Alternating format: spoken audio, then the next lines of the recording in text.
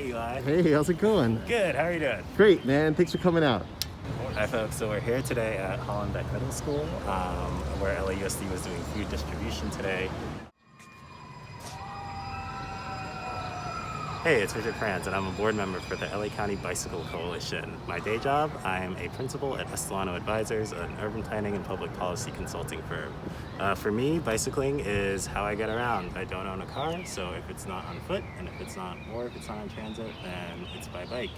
And during these times, you know, if I'm traveling anywhere outside of my neighborhood for an essential trip, then I'm doing it by bike.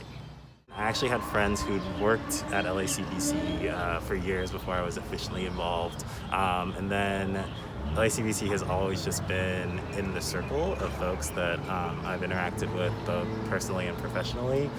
So I think before I became a board member, we actually worked together on a contract to do some bicycle education. And we've just kind of, our circles have intersected in many ways. And then officially I joined the board, 2 years ago, and have really gotten to know and continue to love the organization.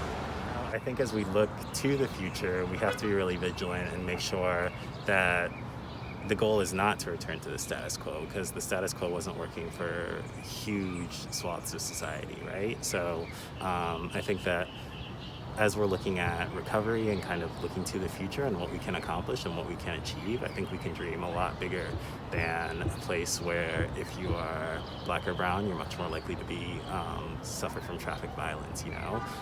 If you're on foot, if you're on bike, it's a perilous existence on these streets, and that doesn't need to be the way that it has to be. So I think that if we apply that lens of like vigilance about those things and really center our investments and our public policy making on those who are most vulnerable, then it'll pay dividends and you know, not only affect those who are the least represented in most of these discussions, but also, you know, confer wider benefits to all of society. My ultimate dream would be that basically the cycling community in Los Angeles actually reflects the diversity of the city. So you see the same amount of people of color, the same amount of women hopping on their bikes, feeling comfortable, feeling safe. I think right now, as we're thinking through how do we respond to and recover from this pandemic,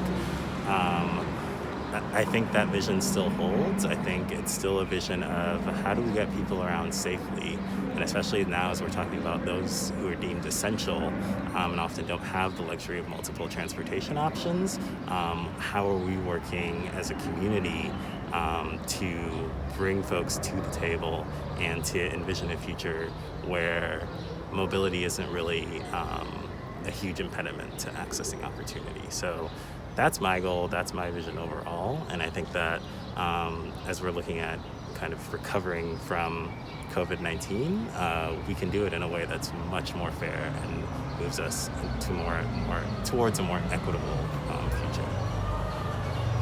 Yeah, I guess I came into bicycling in Los Angeles kind of by happenstance. I had a lot of friends, being an urban planner, who were interested in non-auto mobility.